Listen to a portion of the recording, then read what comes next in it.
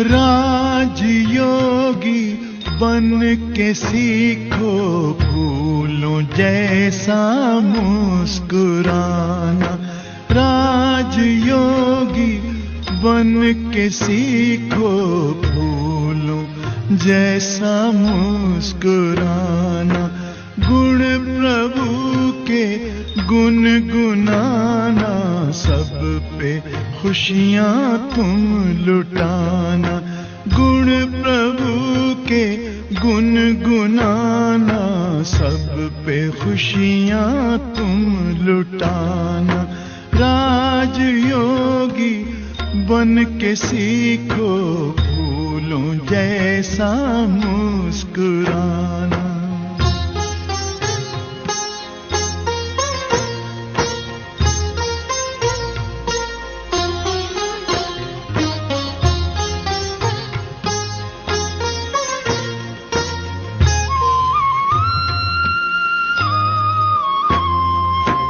जय पराजय सुख दुख संसार सागर की लहर है।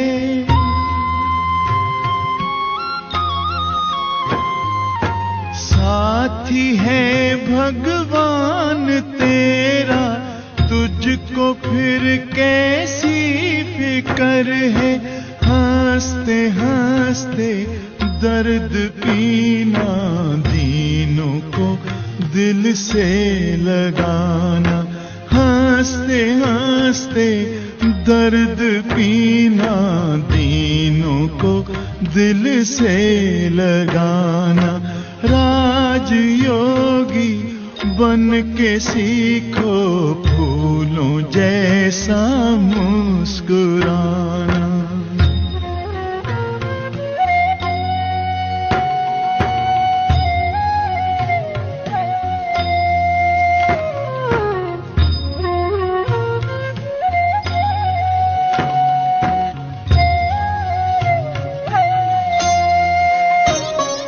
लाल बिछुड़े शिव पिता से पास लाके तू मिला दे।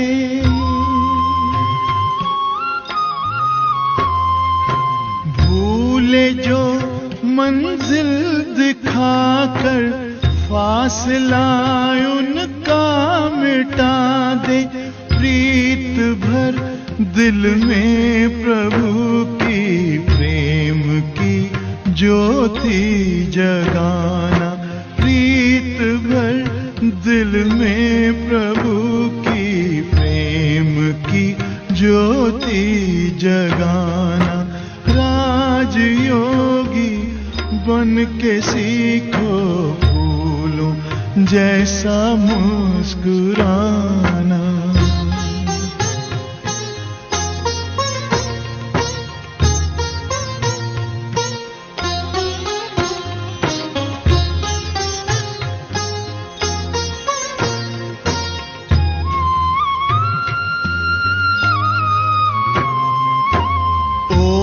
से कब प्यास बुझती, प्यासा है ये विश्व सारा।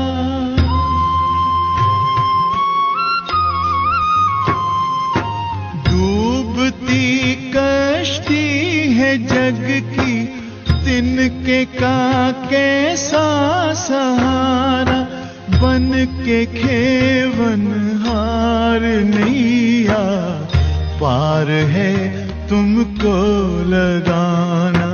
बन के खेवन हार नैया, पार है तुमको लगाना। राजयोगी बन के सीखो फूलों जैसा मुस्कुराना। गुण प्रभु के गुनगुनाना, सब पे खुशियां तुम लुटाना। राजयोगी बन के सीखो फूलों जैसा मुस्कुराना।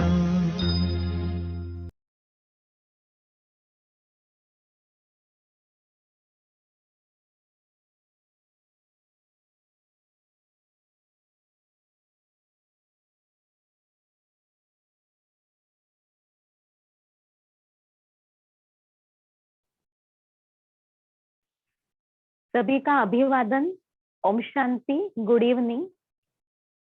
राजयोग शिविर के इस कोर्स के 7वें दिन के लेसन में आप सभी का हार्दिक स्वागत है। राजयोग के द्वारा अष्ट शक्तियों की प्राप्ति, इस विषय की चर्चा आज हम सुनेंगे। राजयोग अर्थात संबंध, कनेक्शन आत्मा का परमात्मा से। ये राजयोग सर्वश्रेष्ठ योग इसलिए कहा गया क्योंकि इसमें प्रभु मिलन होता है। परमात्मा से अगर हमारा कनेक्शन जुट जाता है तो हमें अवश्य ही सर्व शक्तियों की प्राप्ति होती है। परमात्मा जो सभी आत्माओं के पिता हैं, उन्हें कुछ समय से हम भूले हुए थे, अब उनकी पहचान मिली और अब उनके साथ बहुत बहुत स्नेह भरा संबंध हम जोड़ते हैं कि वे माता पिता हैं। गायन भी है ना, त्वमेव माताश्च पिता त्वमेव, त्वमेव बंधुश्च सखा त्वमेव, त्वमेव विद्या द्रविणम त्वमेव, त्वमेव सर्वम मम देव देव। जो गायन किया है उसका अनुभव करने के दिन ये संगम युग चल रहा है। एक एक संबंध का अनुभव राजयोग के और आध्यात्मिक ज्ञान के माध्यम से सहज ही हर एक मनुष्य आत्मा कर लेती है और ऐसे परमात्मा से श्रेष्ठ संबंध जोड़ने से बाकी जो भी दुनियावी मोह ममत्व है उसमें से हम अपने आप को डिटैच कर सकते हैं, क्योंकि मोह रुलाता है। मोह जो व्यक्ति में होता है वो अपना जाल बना लेता है, जैसे मकड़ी जाल बना लेती है और उसमें स्वयं फंसी हुई रहती है। ऐसे ही मोह जो है वो हमें दुखी करता है, रुलाता है। मोह का शब्द है मेरा मेरा। परंतु आध्यात्मिक ज्ञान समझा कि हमारा क्या है, ये शरीर भी हमारा नहीं, तो फिर शरीर के जो संबंध हैं वो भी तो जैसे टेम्पररी हैं। भक्ति मार्ग में हमने गायन किया था, तन मन धन सब तेरा, क्या लागे मेरा। अभी प्रैक्टिकल में वैसा अगर अनुभव करेंगे तो हम अपने लाइफ में बहुत हल्कापन अनुभव करेंगे। तन मन धन संबंध जो कुछ हमारा है उसे हम ईश्वर का निश्चित करें, पक्का करें अपने बुद्धि में कि हमारे पास जो कुछ है ये संभालने के लिए हम निमित्त मात्र ड्यूटी पर हैं। वास्तव में ये सब का मालिक भगवान है, शिव बाबा है। अगर उनको मालिक समझ करके उनसे संबंध रखेंगे, कनेक्शन रखेंगे कि हमारे सब चीज वस्तुओं का मालिक, हमारा भी मालिक भगवान है, और उनकी आज्ञा प्रमाण ही अपने पास जो चीजें हैं उनको यूज करेंगे। जैसे ट्रस्टी होते हैं, उनके पास सब कुछ होते हुए वो अपने मन से चीजें यूज नहीं कर पाते क्योंकि ट्रस्ट है। ऐसे ही हम ट्रस्टी हैं, अपने तन मन धन परिवार के संभालने की ड्यूटी पर हैं। संभालना बहुत अच्छी तरह से है, लेकिन मालिक जो है उनकी मर्जी के अनुसार, उन्होंने दिए हुए ज्ञान के अनुसार हमें अपने तन मन धन परिवार इनका उपव्यय करना है, इनको यूज करना है। अगर ईश्वर की मर्जी के अनुसार हम सब चीजों को यूज करेंगे तो ये चीजें कभी धोखा नहीं देंगी। ईश्वर की आज्ञा के अनुसार व्यक्तियों के साथ व्यवहार होगा तो व्यक्तियों से हमें सहयोग मिलेगा और हम भी उनको सहयोग देते रहेंगे। सहयोग के लेन देन करेंगे, दुख के लेन देन नहीं करेंगे। राजयोगी व्यक्ति अपने जीवन में ये सब फायदे अनुभव करता है। अब आज चित्र देखते हैं अष्ट शक्तियों का।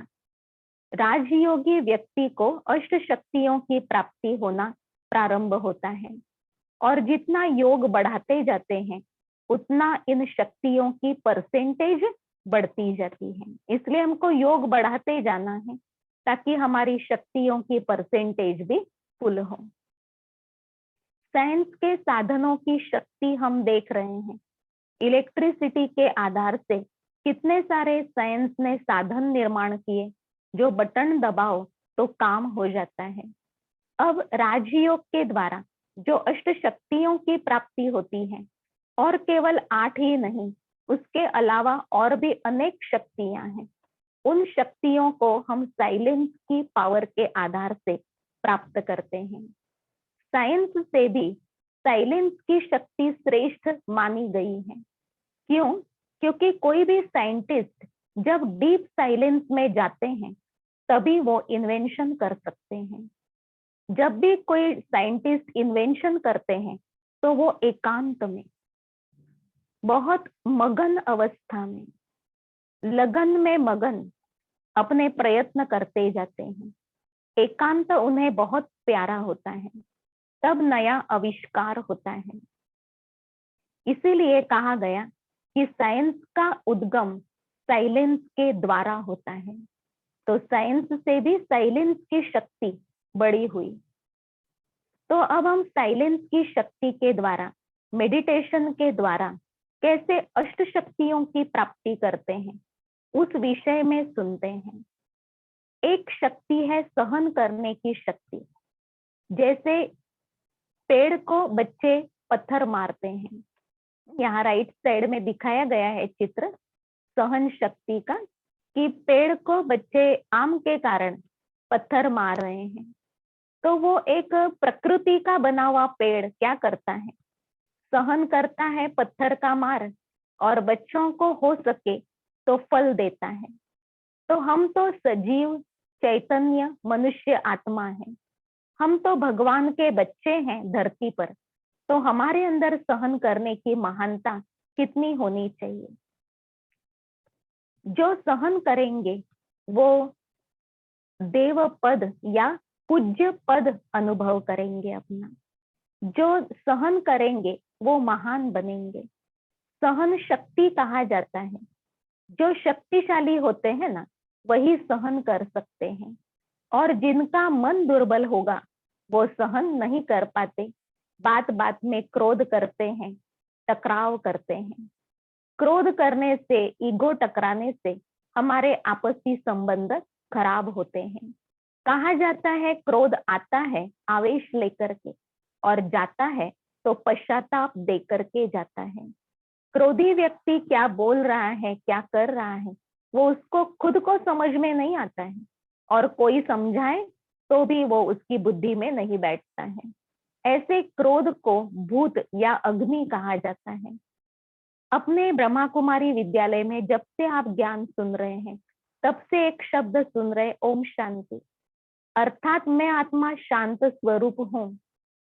भले अभी क्रोधी स्वभाव है, लेकिन इस क्रोध को जीतने के लिए ही ये महामंत्र काम आता है, ओम शांति। जब भी मन में क्रोध आए और अविचार से कुछ बोलने वाले हैं, कुछ करने वाले हैं, उससे पहले मन में याद कर लीजिए, ओम शांति। मैं शांत स्वरूप आत्मा हूँ।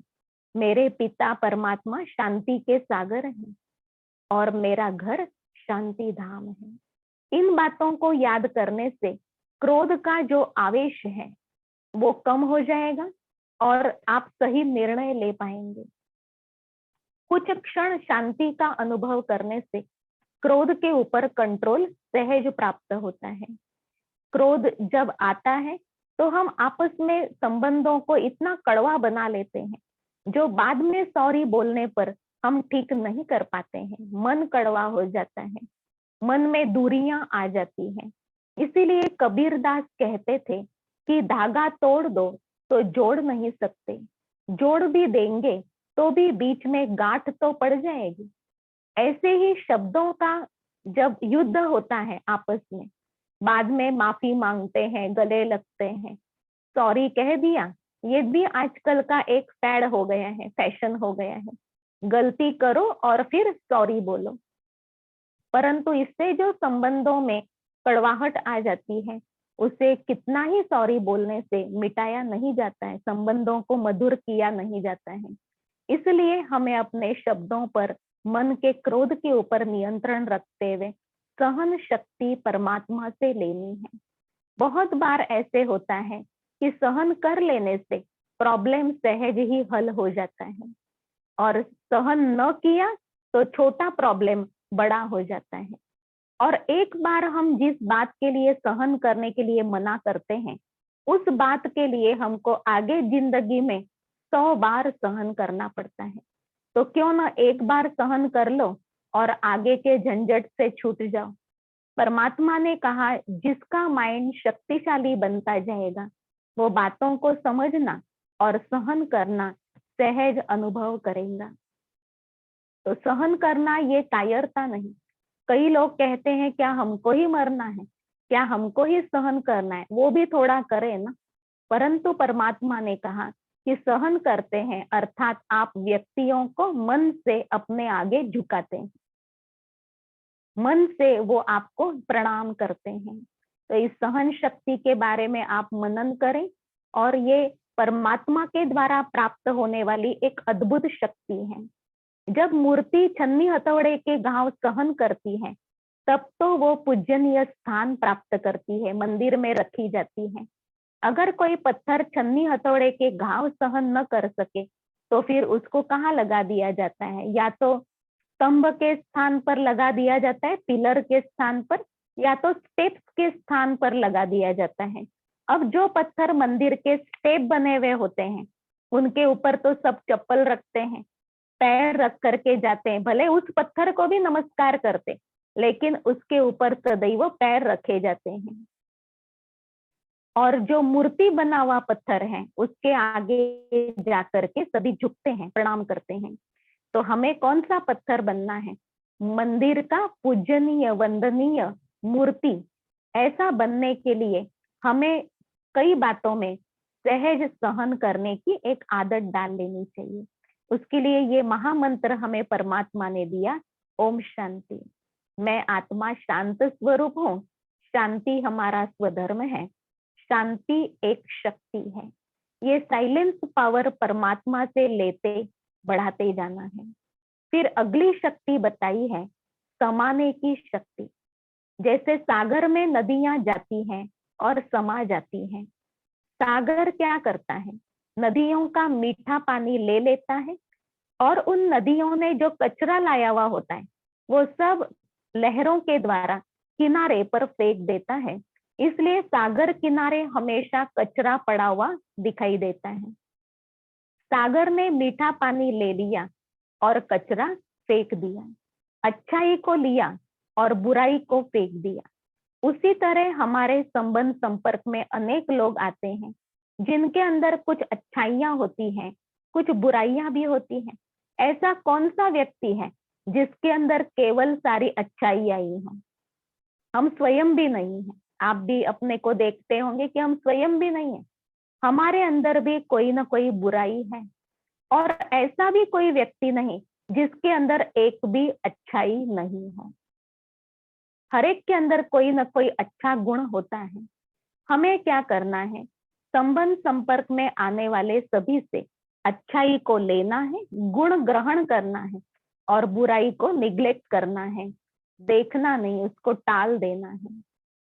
ये है समाने की शक्ति, जो राजयोगी व्यक्ति को प्राप्त होती है। फिर बताया है कि परखने की शक्ति भी राजयोगी व्यक्ति को मिलती है।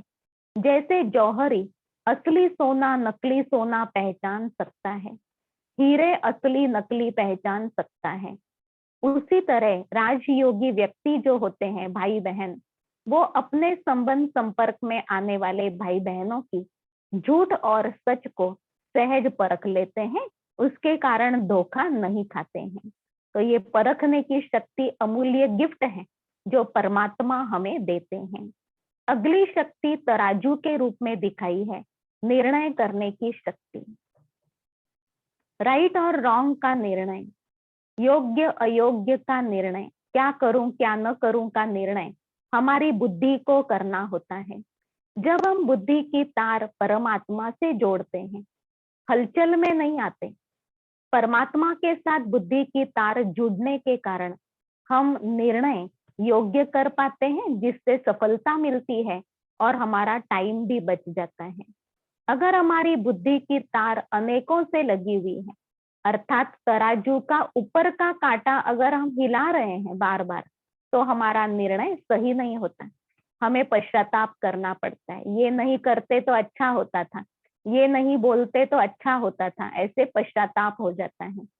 एक सर्वशक्तिमान भगवान के साथ बुद्धि की तार जोड़ने से हम ये निर्णय शक्ति सहज प्राप्त कर लेते हैं। अगली एक शक्ति बताई है सामना करने की शक्ति। दुखों का सामना करना है, संकट के समय चल रहे हैं और ऐसे समय में हमें आए हुए प्रॉब्लम्स का, दुखों का माइंड को स्टेबल रखते हुए सामना करना है। बहुत बड़ा दुख तब होता है जब हमारे नजदीक के रिश्तेदारों की मृत्यु होती है।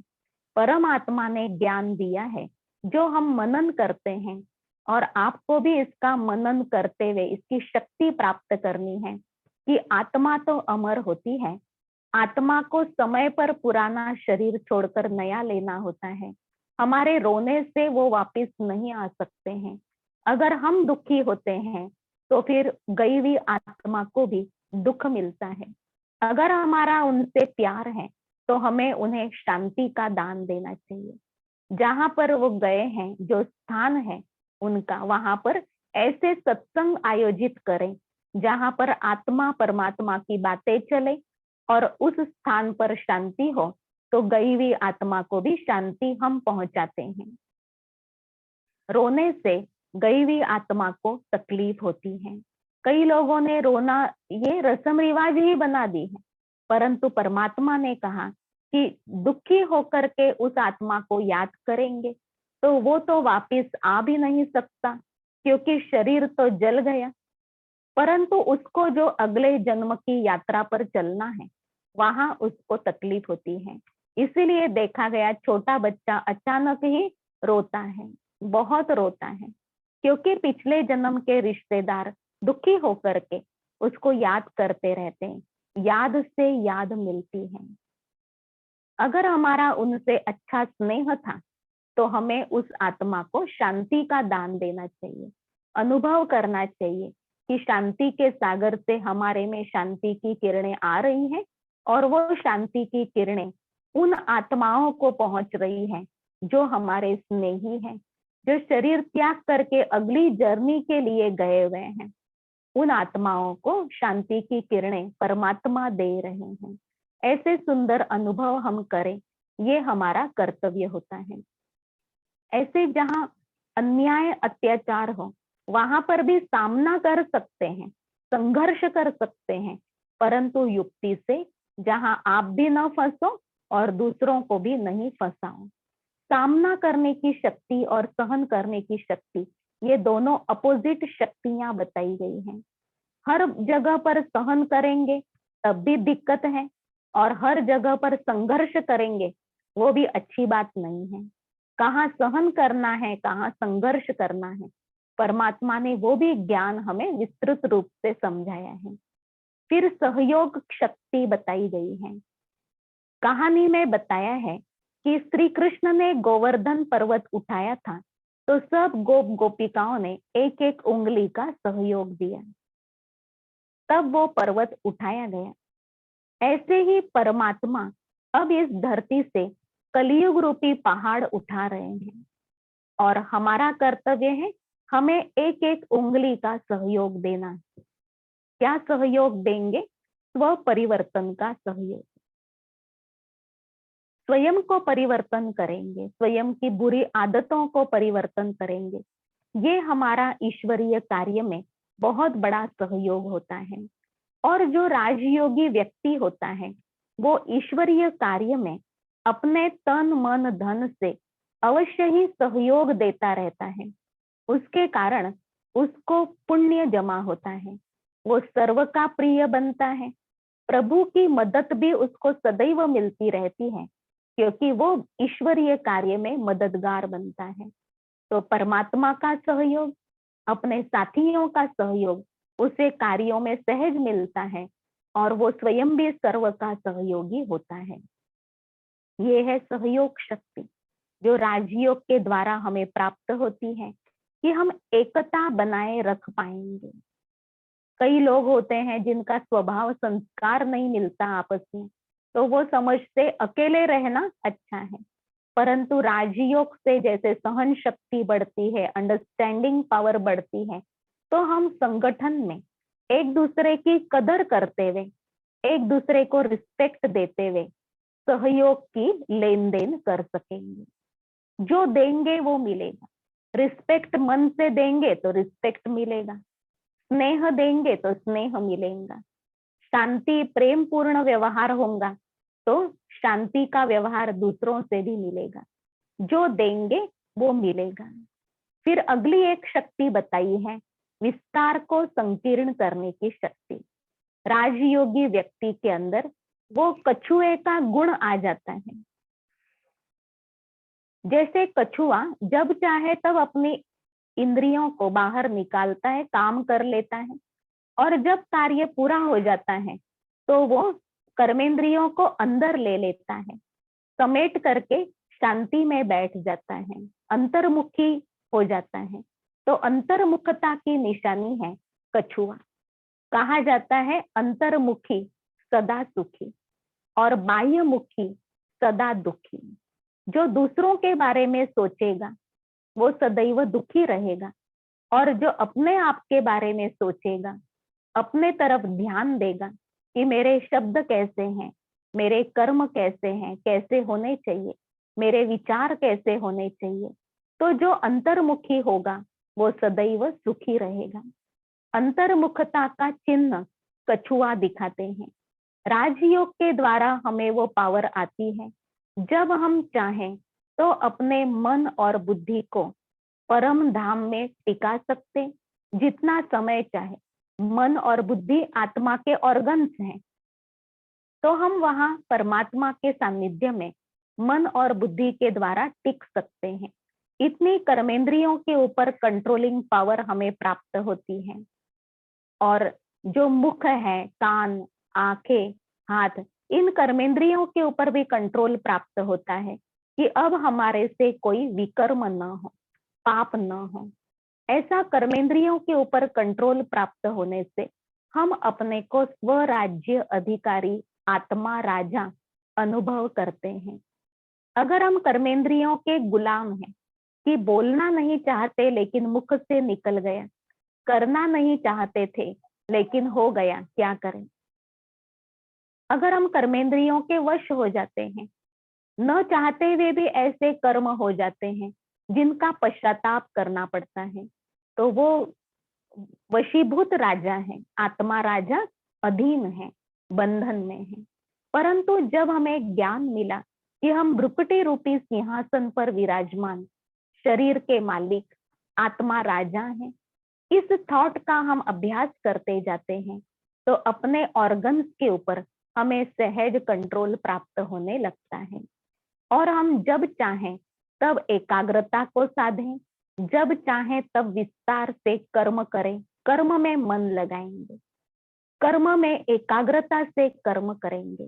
जैसे जब स्नान कर रहे हो तो सोचिए कि मैं आत्मा राजा हूँ, मैं आत्मा मालिक हूँ, और अपने शरीर रूपी मंदिर को सेवा अर्थ स्वच्छ कर रहा हूँ।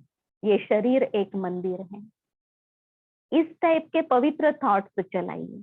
जो कर्म कर रहे हैं उसके प्रति थॉट्स चलाइए।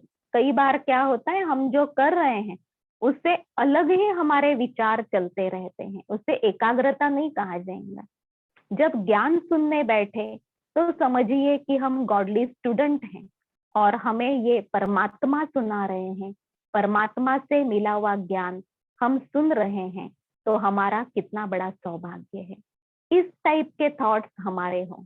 जप नहीं करना है किसी भी थॉट का कर्म करते हुए, लेकिन इस प्रकार के थॉट्स हों।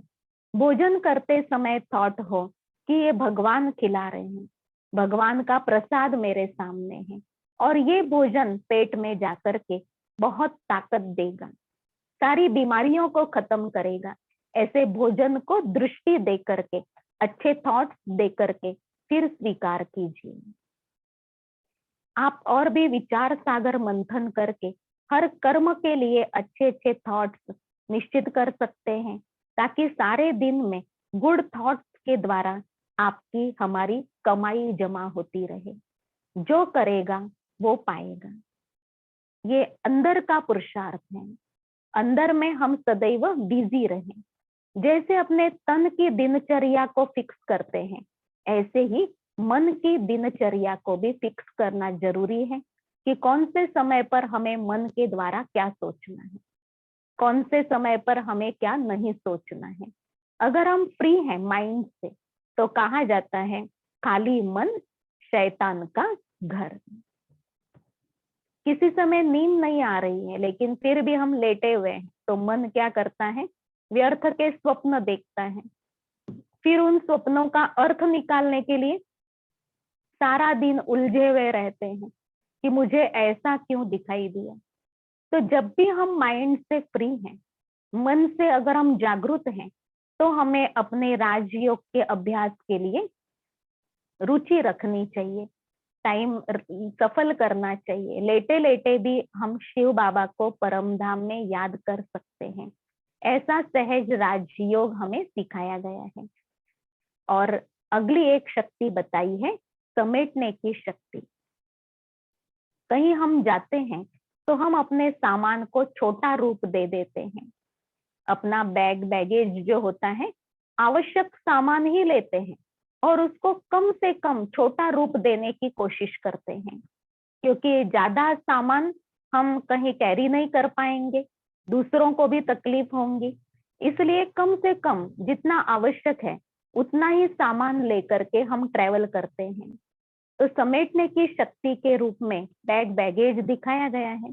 परमात्मा ने कहा कि अब जबकि सृष्टि चक्र का अंतिम समय है, आपको अपने घर वापस चलना है। तो अपना जो विस्तार है, मैं और मेरेपन का विस्तार, इसको समेट लो। जो भी मेरा मेरा समझ करके रखा हुआ है, उसको तेरे तेरे में ट्रांसफर करना है। कि हमारा घर जो है ये भगवान की अमानत है, हमारा परिवार जो है ये भगवान ने दिए हुए बच्चे हैं, भगवान के बच्चे हैं। हम तो निमित्त संभालने की ड्यूटी पर हैं। ये धन जो है ईश्वर ने दिया हुआ है। अगर हम समझेंगे ईश्वर ने दिया हुआ है, तो पाप कर्म में नहीं लगाएंगे। मेरा मेरा समझकर उसकी अटैचमेंट में हम अपने बुद्धि की शक्ति को व्यर्थ नहीं गवाएंगे, क्योंकि आप जानते हैं कि क्या साथ में चलता है। कुछ भी साथ में नहीं चलेगा। एक कहानी बताते हैं कि एक व्यक्ति के 3 मित्र थे। तीनों मित्रों के ऊपर उसे बहुत भरोसा था कि आवश्यकता के समय पर वे मदद करेंगे। एक बार क्या हुआ, तो उसे कहीं कोर्ट में जाना पड़ा और कोर्ट में साथ में किसी एक को लेके जाना है जो उसकी तरफ से बोले। तो वो तीनों मित्रों को याद करता है और पहले मित्र के पास जाता है और कहता है, इतनी सी बात है, तुम मेरे साथ चल करके मेरी तरफ से ये बात बोल देंगे तो मैं ये केस से बाहर निकल जाऊंगा। तो वो पहला मित्र साफ मना कर देता है, कहता है दूसरा कुछ काम हो तो बोलना, लेकिन इस काम के लिए तो मैं बिल्कुल नहीं आऊंगा। ऐसे नाराज होकर के वो दूसरे मित्र के पास जाता है और उसको पूछता है कि क्या आप कल मेरे साथ आएंगे, मेरी तरफ से ऐसी बात बोलेंगे। तो उसने कहा कि तुम इतना कह रहे हो तो मैं आऊंगा, लेकिन कोर्ट के दरवाजे तक आऊंगा, मैं अंदर नहीं आऊंगा। तो क्या फायदा। इसलिए फिर वो तीसरे मित्र के पास गया, उसको सारी बात सुना करके रिक्वेस्ट करता है। तो वो तीसरा मित्र कहता है कि हाँ, मुझे पता था कल तुम्हें कोर्ट में जाना है और तुम नहीं भी बुलाते थे तो भी मैं तुम्हारे साथ आने ही वाला था। तो पहला मित्र जो बताया, जिसने साफ मना किया, वो है व्यक्ति का स्वयं का शरीर, जिसके भान में, मैंपन के अभिमान में हम सारा समय रहते हैं, सारा जीवन रहते हैं। जैसे ही काल आ जाता है, टाइम आ जाता है, सबसे पहले आत्मा का शरीर साथ देना छोड़ देता है। शरीर में से आत्मा को अलग होना होता है। वो है आत्मा का पहला मित्र शरीर, जो सबसे पहले साथ छोड़ देता है। शरीर विनाशी है, आत्मा को तो अगली यात्रा करनी है। आत्मा के साथ में कौन चलेगा फिर। दूसरा मित्र जो बताया वो है आत्मा के, स्वयं के, देह के रिश्तेदार।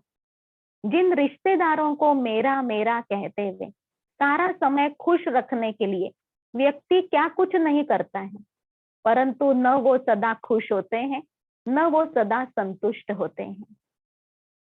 परंतु मेरा मेरा कहने में व्यक्ति को इतना बिजी होना पड़ता है कि अपने आप से बात करने के लिए भी टाइम नहीं निकाल पाते, और भगवान से बात करने के लिए तो बिल्कुल टाइम नहीं, क्योंकि इतना संबंधों का जाल बन जाता है। वो व्यक्ति के दूसरा मित्र जो है वो है रिश्तेदार, जिसने कहा कि मैं कोर्ट के दरवाजे तक आऊंगा, अंदर नहीं आऊंगा। फिर वैसे भी देखिए शमशान तक लोग छोड़ देते हैं डेड बॉडी को, और आगे की यात्रा आत्मा को अकेले को करनी है। परंतु साथ में कौन सा तीसरा मित्र आता है, जिसने कहा नहीं भी बुलाएंगे तो भी मैं आने ही वाला था। वो है व्यक्ति के किए हुए कर्म। कुछ कर्म दुआएं बन जाते हैं, जो दुआएं अगले जन्म में सुख के रूप में प्राप्त होती हैं, और कुछ कर्म बद्दुआएं जमा किए हुए हैं, दूसरों को दुख देने वाले कर्म किए, जिससे उनके मन से हाय निकले। ऐसे कर्म अगर संचित किए हुए हैं तो वो कर्म भी तो साथ में आएंगे, वो कर्म आगे चल करके दुख भरा जन्म देंगे। अर्थात अपनी सुख या दुख की किस्मत व्यक्ति अपने हाथों से ही लिखता है। तो परमात्मा ने कहा आपके साथ वैसे भी क्या चलने वाला है, जो चलने वाली पूंजी है, पुण्य की गठरी जमा करो, मैं और मेरे के भान को त्यागते जाऊं। तो राजयोग के अभ्यास में हमें देह और देह के संबंधों के स्मृति से कुछ क्षणों के लिए परे होना सिखाया जाता है।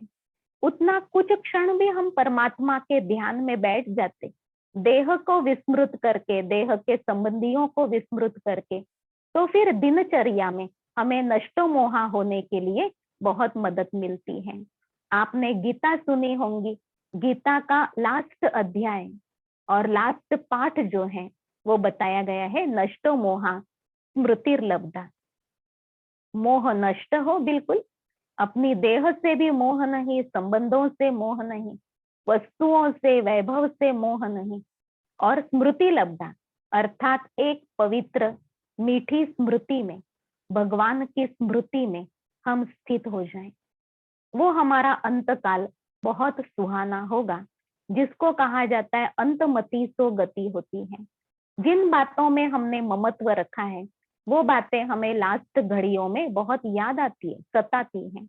अगर हमने ममत्व ईश्वर में ही रखा तो हमें ईश्वर की याद सहज आएंगी अंतकाल में, और उनकी मदद भी मिलेगी, और हम सहज अपने शरीर से डिटैच हो सकेंगे।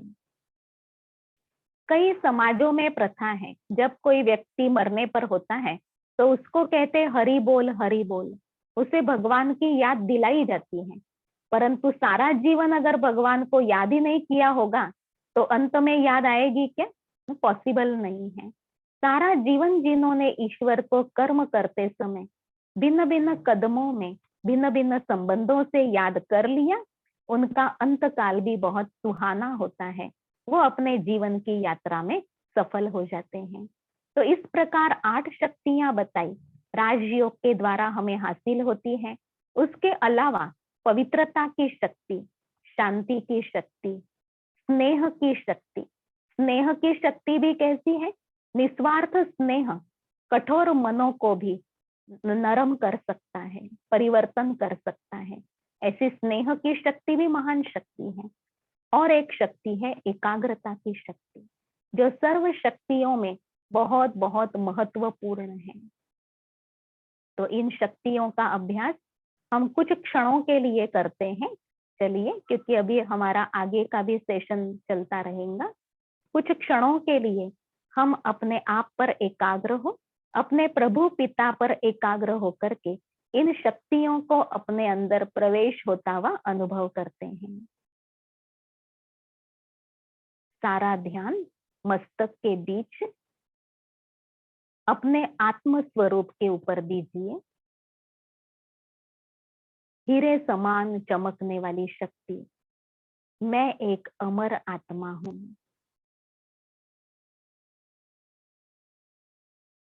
दिव्य प्रकाश का पुंज,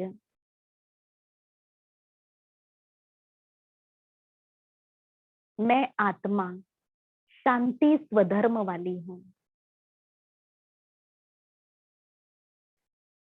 मैं शांत स्वरूप आत्मा हूँ। अपने शरीर, सारे इंद्रियों का मैं आत्मा राजा हूँ। यह कर्म इंद्रियां प्रजा है।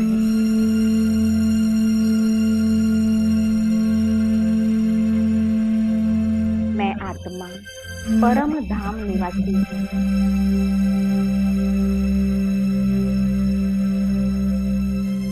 आकाश तत्व से पार मन के विमान से परम धाम में पहुंच जाते हैं। चारों तरफ शांति के वातावरण में हमारा मिलना होता है शांति के सागर परमात्मा से।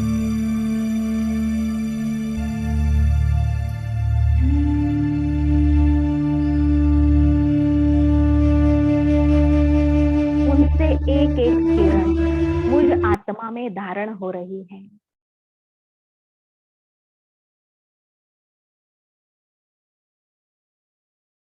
यह परमात्मा से शक्तियों का वर्षा मुझ आत्मा को मिल रहा है।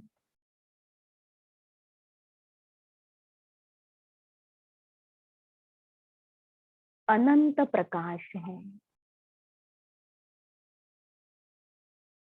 इस प्रकाश में पवित्रता की शक्ति, सहन शक्ति, समाने की शक्ति, निर्णय शक्ति, हर शक्ति समाई हुई है।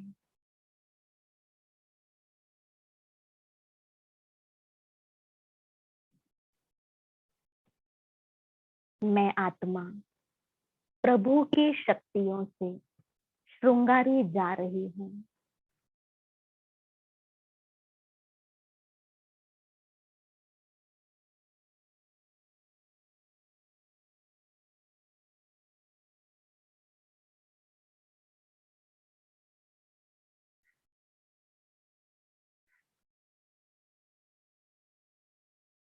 यह शक्तियां कर्म क्षेत्र पर युद्ध के मैदान में विजयी बनने के लिए मेरे पास शस्त्र हैं।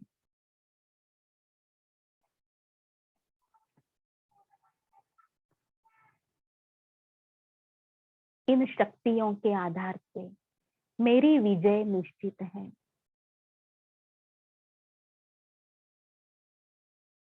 शिव बाबा, मैं आत्मा जो हूँ जैसी हूँ आपकी हूँ।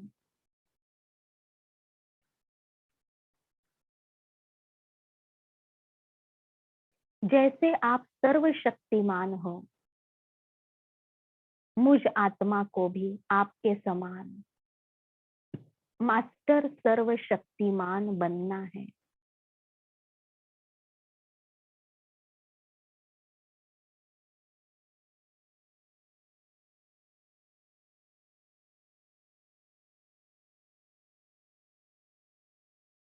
परमात्मा पिता से मिलन मनाकर मैं आत्मा धीरे धीरे लौटती हूँ परम धाम से इस साकारी शरीर में।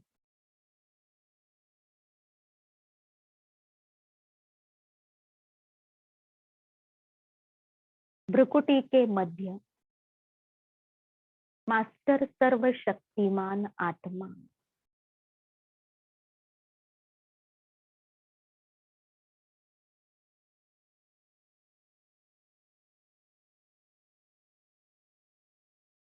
मैं शक्तिशाली आत्मा हूँ।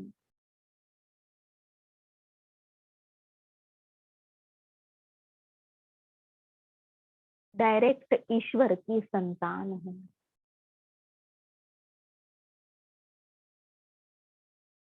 ओम शांति।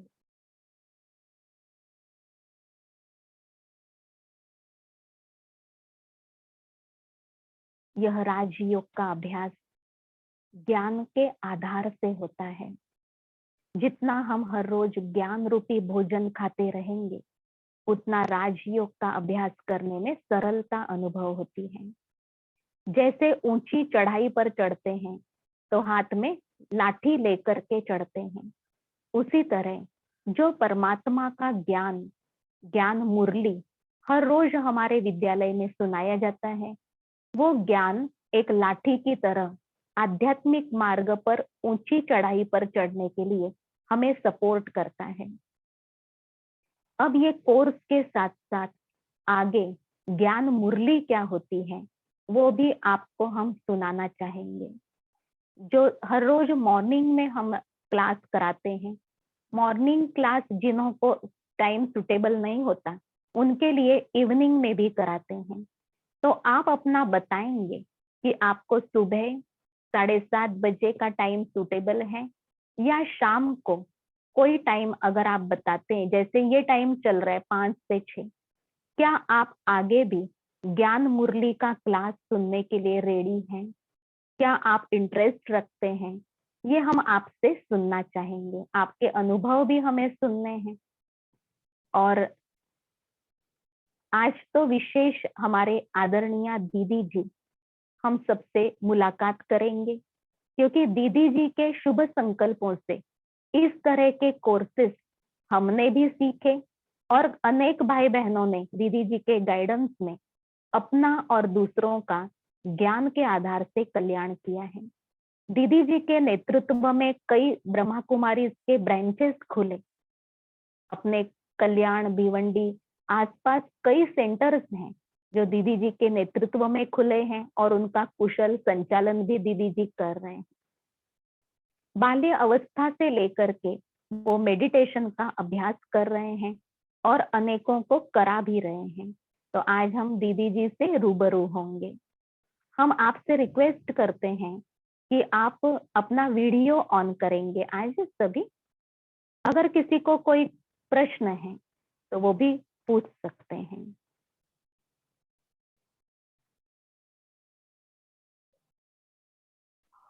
हाँ, मेरा एक्सपीरियंस ना बहुत अच्छा है। और मैंने क्या किया, वो मेरी छोटी बच्ची है घर पर, जी फिर भी वो इतना शोर रहता है घर पर, यानी कि कंसंट्रेट नहीं हो पाता है। फिर भी मैं अपना खुद का कंसंट्रेट कर लेती हूँ। और नहीं क्या, मुझे एक प्रॉब्लम है, वो नहीं क्या, मैं आँख खुल के मेडिटेशन नहीं कर पाती सिस्टर।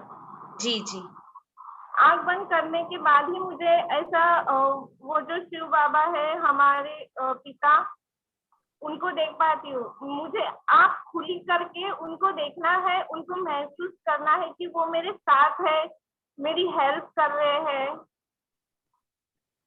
तो मुझे कैसी साधना बढ़ानी होगी जो मैं आँख खुल के कर सकती हूँ। आँख खुलने के बाद मुझे आसपास का सब दिखता है और मैं नहीं मेडिटेशन कर पाती और जी मेरा मन इसके बहुत लिए शांत हो सबसे जाता है। पहले ना, हाँ जी, आवाज आ रही है?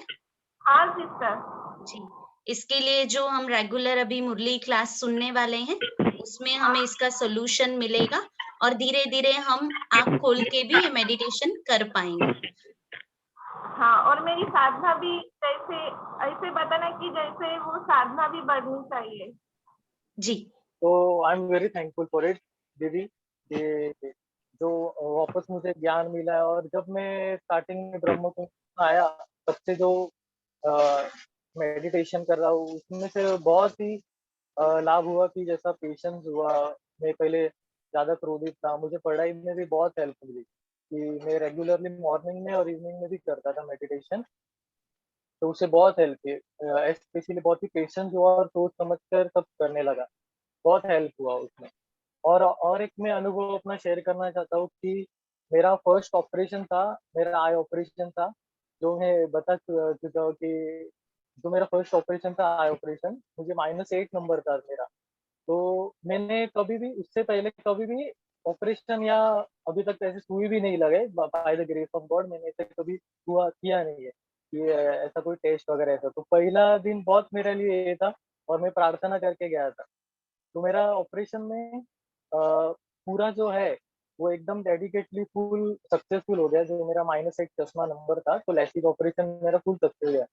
और बाद में मैं आया घर पे, 1-2 दिन बीत गए, तो मैंने वो जो मेरा ऑपरेशन था वो मेरे पापा के साथ शेयर किया। तो वो जो मशीन था, जो लैसिक का, तो उसमें भी एक पॉइंट ऑफ लाइट था।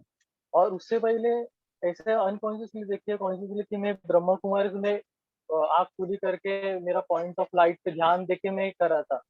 तो वहाँ भी वो मशीन पे इतना इम्पोर्टेंट था कि हमारे जो पलके हैं, हमारी प्यूपिल्स है, वो हिले ना। तो मुझे पापा ने बोला कि देखो, वो पहले ब्रह्मा कुमारीज़ में जाता था, उधर मेडिटेशन और फ़ोकस करके आज फर्स्ट ऑपरेशन हुआ और सक्सेसफुल हो गया ऑपरेशन। तो बाद में मैंने दीदी को भी बताया, मैं बोला कि कैसा विदाउट एनी एफर्ट में ऑपरेशन मेरा सक्सेस हुआ। और उधर भी मेरे साथ ही गॉड थे, शिव बाबा थे, कि मैं एक लाइट पे, पॉइंट ऑफ लाइट पे फोकस कर रहा था। बाद में वो मुझे मेरे पापा ने बताया कि देखो ऐसे जा रहा था तो हो गया। तो मैं ऐसे एक अच्छा मेरे लिए अनुभव था, और आगे भी ऐसे ही करते रहूँगा। अभी जॉइन करेंगे लॉकडाउन के बाद में। Thank you. ओम शांति। ओम शांति।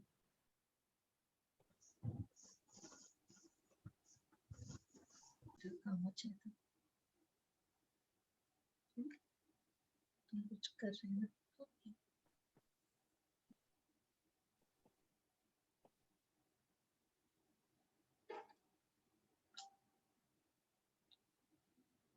शांति।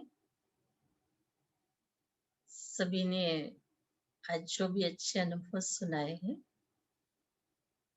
इन अनुभवों के साथ साथ आप सभी को जो विशेष योग के मार्ग पर चलकर जो परमात्म मिलन के, परमात्म शक्तियों के और परमात्म मदद के जो अनुभव करने हैं, उस मदद के लिए हमें ज्ञान की गहराई में जाने की आवश्यकता है।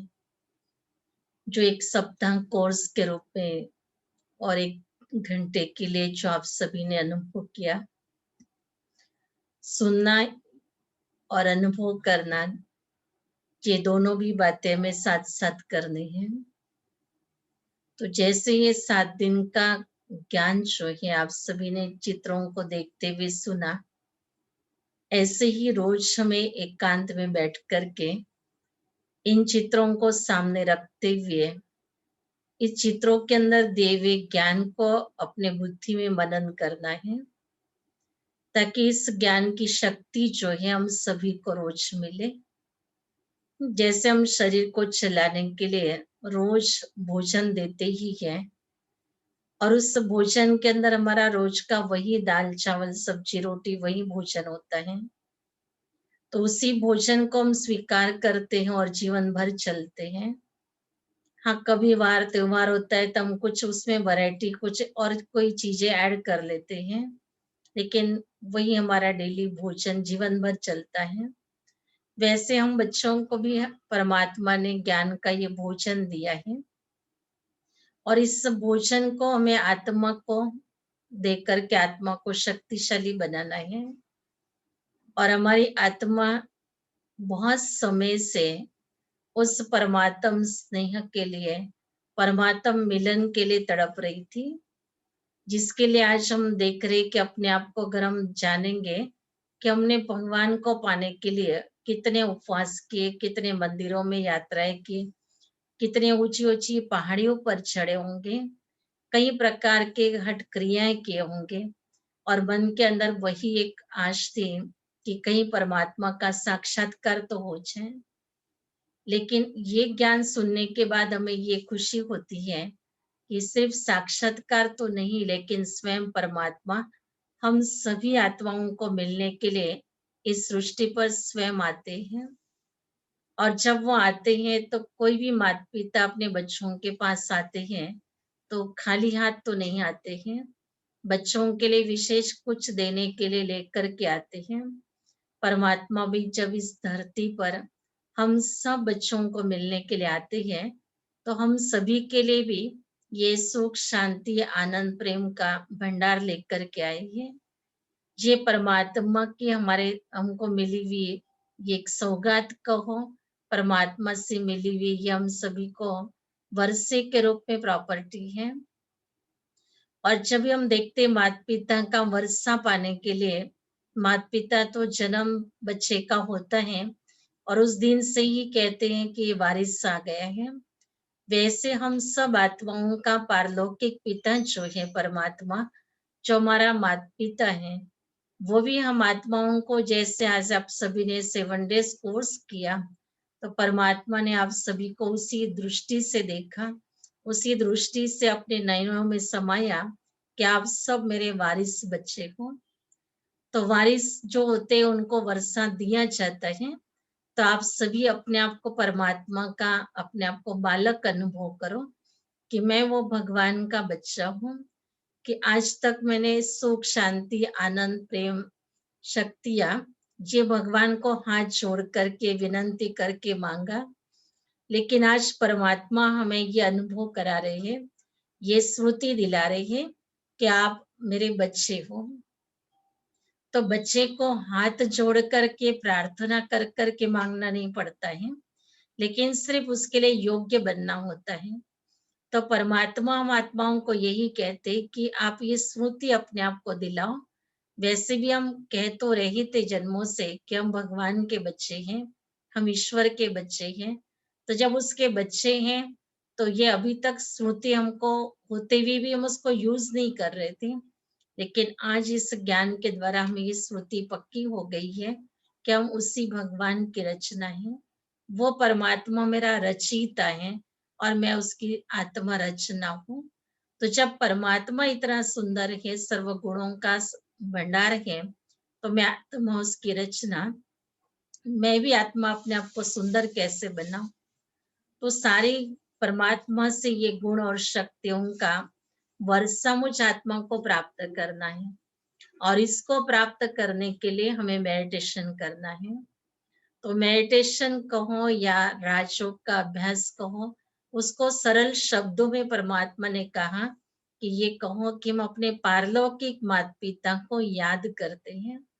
ये याद शब्द हमें बहुत सहज अनुभव कराता है, क्योंकि अभी तक हमने बहुतों को याद करते रहे, तो अनेक देहधारियों को याद किया, लेकिन अब हमको याद करना है उस परमात्मा को जो हमारा माता पिता है आत्मा का, और वही हमारे लिए सब कुछ देने वाला दाता है। और वो हमें अभी ऑफर कर रहा है कि आप मेरे बन जाओ और मेरे से तुम्हें ये सारी प्राप्तियां जो हैं वो तुम अपनी बना लो। तो परमात्म प्राप्तियों को हमें अपना बनाना है, तो इसके लिए हमें अपने मन को एकाग्र करना है, परमात्मा के चिंतन में लगाना है, और उसके द्वारा अपने आप को वैसा बनने का संकल्प करके वो परमात्मा से शक्तियों की अनुभूति करनी है। क्योंकि परमात्मा ने हमें स्मृति दिला दी कि आप श्रेष्ठ आत्मा हो, आप देवी देवताओं के समान पावन आत्माएं थी, और वैसे फिर से आपको मैं बना रहा हूँ, तो क्यों ना परमात्मा से वो शक्तियां अभी प्राप्त कर लें। अब मन के अंदर बहुत सारा मैलापन है, जो हमारे व्यर्थ संकल्प है, जो हमारे नेगेटिव संकल्प है, वो सब कचरा है हमारे बुद्धि में, और इस सब कचरे को साफ करने के लिए हमें परमात्मा का ये ज्ञान बहुत मदद करता है। और आप जब रोज इस परमात्मा के महावाक्यों को सुनते हो, तो वो महावाक्य हमारी बुद्धि को स्वच्छ करते हैं, क्योंकि ये बहुत ताकत वाला भोजन है। जैसे जिस बच्चे को बहुत प्यार करती है माँ, तो उसको सवेरे सवेरे उठा करके बच्चे को बादाम का हलवा खिलाएंगी, ताकि मेरा बच्चा बुद्धिमान बन जाए, वो कोई अच्छा कार्य कर सके। तो परमात्मा भी हमारी वो माँ है जो हमारी आत्मा को पावरफुल बनाने के लिए रोज ज्ञान का हलवा खिलाती है, जो उस बादाम के हलवे से भी बहुत ताकत वाला है, और जिससे आत्मा को इतनी शक्ति मिलती है कि संसार के अंदर जीने के लिए हम बहुत खुशी से जी सकते हैं। और आज के समय पर जो एक नई नई बीमारियों का एक जो भय निर्माण हो गया है, पहले अलग प्रकार का डर था जीवन के अंदर, अभी कुछ और नया डर हमारे सबके अंदर आ गया है। और ये डर जो है हम देख रहे हैं कि समय प्रति समय फैलता जा रहा है। तो व्यक्ति आज बीमारी से नहीं जा रहे हैं, लेकिन डर के कारण जा रहे हैं। तो ये डर भी इसी कारण है क्योंकि हम अपने आप को देह समझ करके चल रहे हैं। लेकिन जब हम अपने आप को आत्मा समझेंगे और परमात्मा के छत्र छाया में अनुभव करेंगे, तो वह डर हमारा निकल जाएगा। जैसे बच्चा माँ के गोद में है तो शेर भी सामने आ जाए तो डरेगा नहीं। वैसे हम बच्चे भी अपने आप को परमात्मा गोद में अनुभव करें, परमात्मा के छत्र छाया में अनुभव करें और ये अनुभव करें कि मेरे साथ स्वयं सर्वशक्तिमान परमात्मा है। तो हमारा डर जो है वो निकल जाएगा, क्योंकि हमारे साथ परमात्मा के साथ में हम खड़े हैं, उसके गोद में हम पल रहे हैं। तो जब हम बालक बन जाएंगे और परमात्मा के साथ अनुभव करेंगे, तो ये संसार के जो भी प्रकार के भय हमारे सामने दिखाई दे रहे हैं, इससे हम आत्मा अपने आप को भय मुक्त कर सकेंगे। तो अब परमात्मा पालना जो है, ये इस समय पर हम आत्माओं को मिल रही है, तो इसलिए हमें इस पालना का अनुभव करना है। आज तक हमने देहधारियों की सभी की पालना तो ली, लेकिन सभी ने हमको मंदिरों में ले जा करके यही कहा कि तुम ईश्वर को प्रार्थना करो, ईश्वर तुमको बुद्धि देगा, ईश्वर तुमको शक्ति देगा।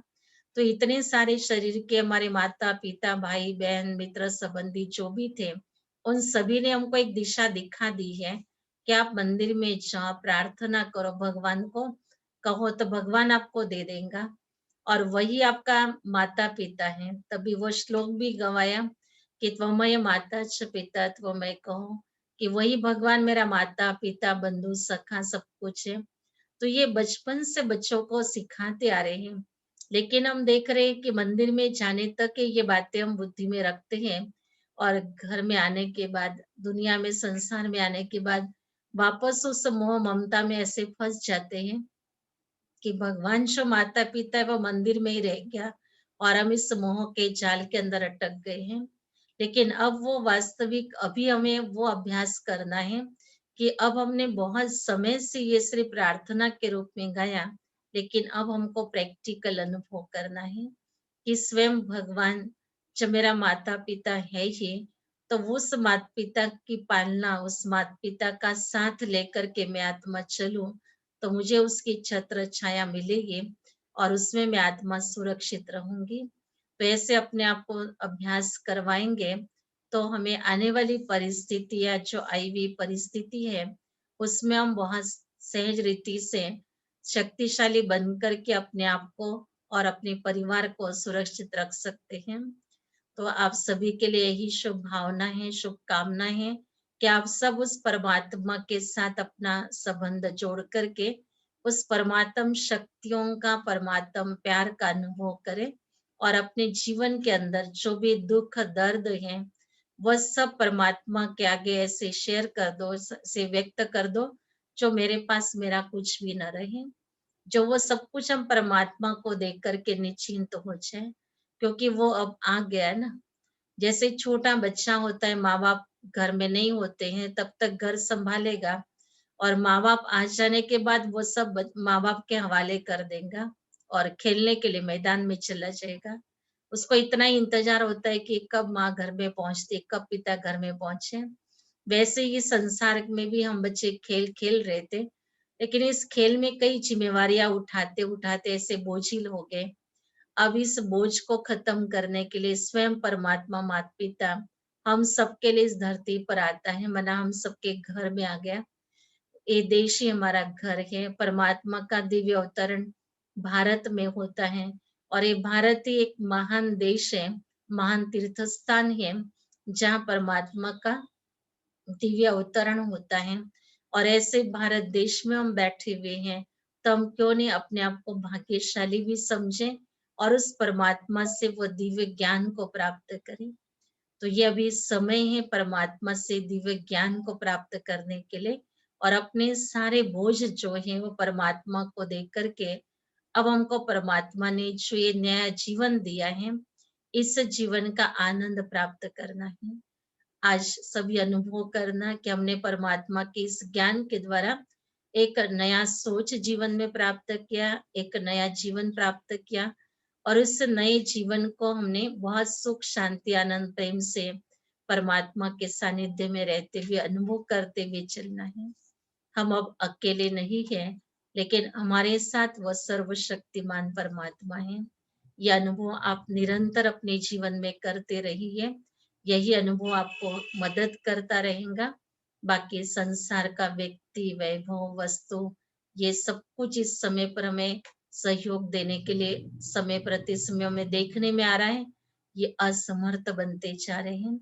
लेकिन एक ही है परमात्मा, जिसकी शक्ति हमको बहुत समय से हमारे अंदर हम संजोए रखेंगे, हमारे साथ जमा करके रखेंगे, तो उसका हम समय पर प्रयोग कर सकेंगे। ओम शांति। हमको जो ज्ञान मुरली का अध्ययन करना है, 5 बजे प्रारंभ करेंगे, 3 मिनट गीत के द्वारा योग करेंगे और मुरली क्या होती है उस विषय में कल सुनेंगे। तो आप सभी जुड़ेंगे, ऐसी हम शुभ आशा रखते हैं। अभी तक आपने बहुत प्यार से समय दे करके इन बातों को सुना, इसलिए आप सभी का बहुत बहुत धन्यवाद। ओम शांति।